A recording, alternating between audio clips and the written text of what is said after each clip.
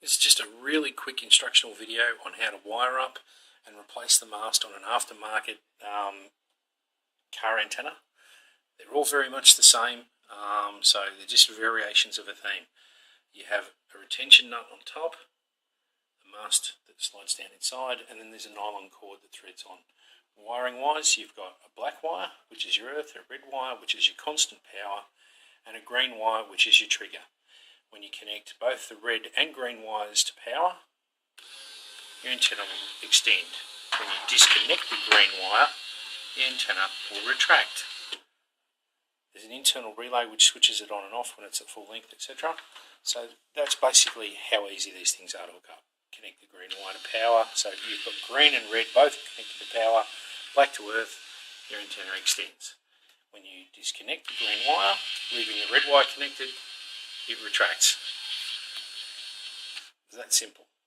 Now, to change the mast on these things, what you do is, you've got a broken, bent, whatever mast, right, remove your retention nut at the top, extend your antenna to full length,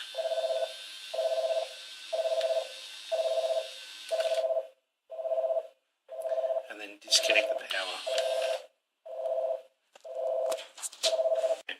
Once you've extended it to full length, you'll notice that this little retention sleeve starts to pop out. Alright, you pull that out and you can slide that all the way up and over the tip of the antenna. Okay, pop that aside. Now, you pull the rest of the antenna up, you'll notice there's your nylon cord. Now, take a note of what direction the teeth are facing in relation to the motor. So you've got the motor sideways and your teeth on the facing in towards the rest of the motor. Okay, now what you can do is pull it the rest of the way out. Okay, so there's your old mast removed.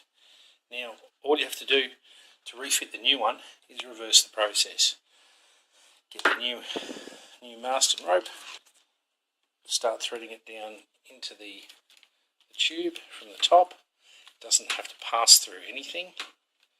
You feed it down and it'll get to a point where it stops. It's a little bit difficult at this point. You've got to get it that last little bit into the start of the windings. I'm just going to have to pop the camera down because I need to here.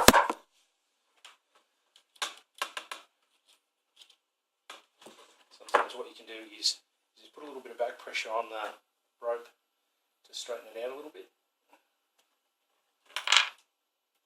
Thread it down, make sure your teeth are facing in towards the motor like it was when you retracted it. Just get it through, there we go. Get through that last little bit there. Little thread down and in. And you can feel it sort of just starting onto the actually hold that antenna in the right way so your teeth are facing the right direction.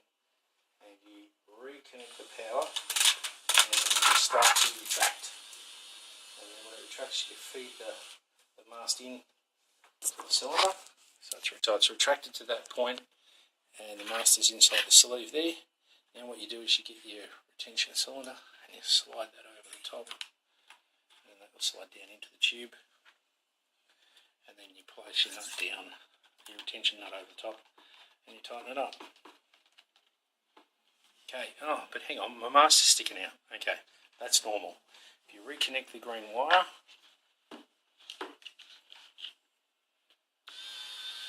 the antenna will extend to full length. It winds on a little bit, and then when you disconnect the green wire, the antenna will retract, and it retracts all the way to its proper position. That's it. That's how easy it is to hook up one of these things and how easy it is to change a mast. You don't need to pass the antenna through anything or what have you. You just thread it straight down to the top of the tube. That easy. Okay, enjoy.